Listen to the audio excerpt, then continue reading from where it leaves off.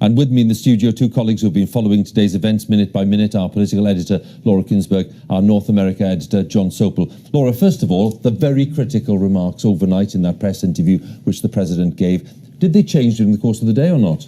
They certainly rolled back, to the huge relief of number 10. Donald Trump had certainly changed his tone after really sending both barrels to the Prime Minister the night before he was due to meet her at her beautiful country home for a big set-piece event, the most high-profile kind of event that any British Prime Minister ever has to cope with. But while his language certainly rolled back, and Downing Street will prize his commitment to want to do a trade deal with Britain in future, the reservations were still obvious. The awkwardness between the two of them was still very much in evidence.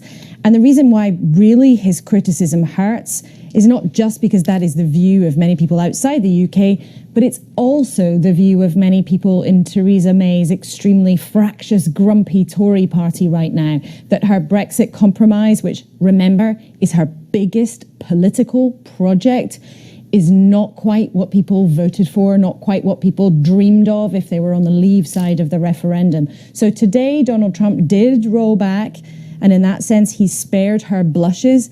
But the idea that somehow the difficulties around this policy have disappeared, that's for the birds.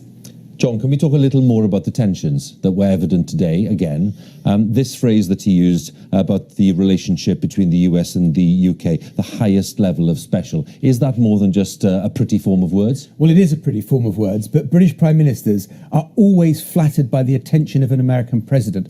They love it when they talk about the special relationship. And Donald Trump, the highest form of special, what could it be better than that? So Theresa May will have enjoyed that, but she will also know just how many problems there are as well. Yes, there is a special relationship when it comes to defence and intelligence matters. The two kind of countries are very closely integrated on that. But on all sorts of other matters, it's much more tricky. As Laura has just said, on trade, it's going to be very tough when the Brexit negotiations have played their way through to find a kind of trade deal between the US and UK. These things are never easy. And you look at all the other issues that allies of the United States have struggled with, whether it's Canada and Justin Trudeau, or Macron or Merkel, whether it be Iran, tariffs, climate change, NATO support.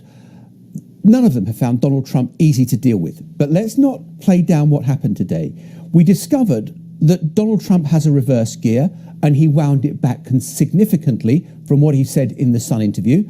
That was to be banked. He also said something else which we don't often hear. He said at the news conference, "I apologise to Theresa May for what I'd said in the Sun interview." Apologies from Donald Trump are rare indeed. Okay, John, once again, and Laura, thank you both very much indeed.